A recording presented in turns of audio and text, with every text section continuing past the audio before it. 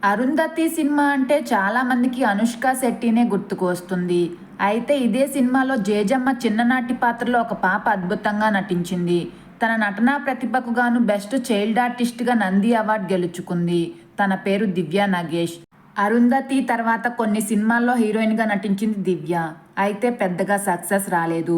రీసెంట్‌గా దివ్య నిశ్చితార్థం తన సహనటుడు, కొరియోగ్రాఫర్ అయిన అజయ్ కుమార్‌తో గ్రాండ్‌గా జరిగింది. కాగా దివ్య, అజయ్ కుమార్లు చాలా ఏళ్లుగా ప్రేమలో ఉన్నారు. ఇప్పుడు తమ ప్రేమ బంధాన్ని మూడు ముళ్ల బంధంగా మార్చుకునేందుకు రెడీ అయ్యారు.